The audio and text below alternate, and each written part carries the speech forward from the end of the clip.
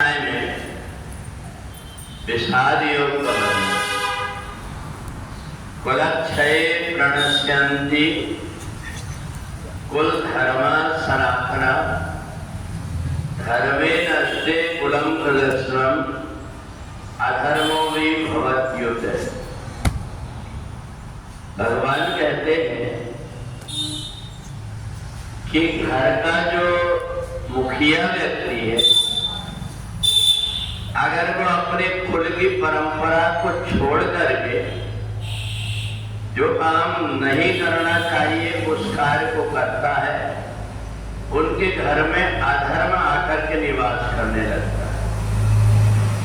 और अधर्म के आ जाने से सब व्यक्ति की बुद्धि भ्रमित हो जाती है।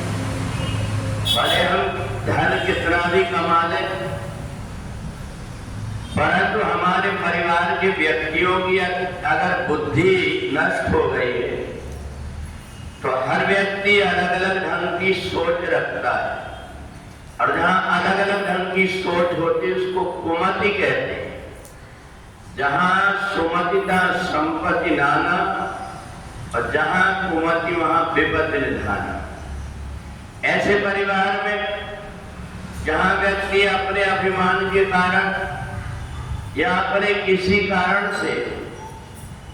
जो परिवार के लोगों की रास्ता है उस रास्ता को छोड़ करके परिवार के व्यक्ति जहां परमात्मा की भक्ति करते थे उसको छोड़ करके जो दूसरी आदतों में पड़ करके और अपने जीवन को नष्ट करता है, वो केवल स्वयं का ही विनाश नहीं करता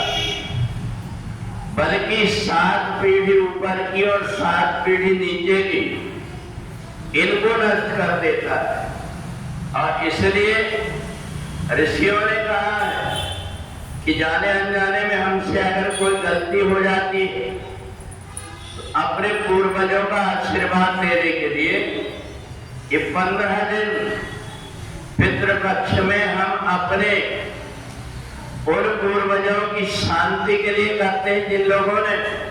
जाने अनजाने में गलती कर लिया,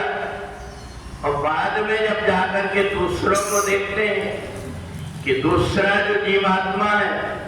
वो सभी प्रकार के सुख भोग रहा है और इसको परेशानी हो रही है, तो उसको लगता है कि मैंने अपने जीवन में मनुष्य शरीर प्राप्त करके बहुत बड़ी गलती किया। परंतु अब पछताए होत का जब चिड़िया छुड़ गई खेत, शरीर तो छूट गया, मेरा शरीर का भटकते रहता है। इसलिए हम यहाँ पर अपने पूर्वजों की शांति के लिए अगर जल नहीं भी दे सकते तो सुबह उठ करके जैसे हम स्नान करते वैसे हाथ जोड़ करके परमात्मा से प्रार्थना करें कि हमारे परिवार की बुद्धि अच्छी रहे, परिवार में किसी व्यक्ति के श्राप के कारण, पितृदोष के कारण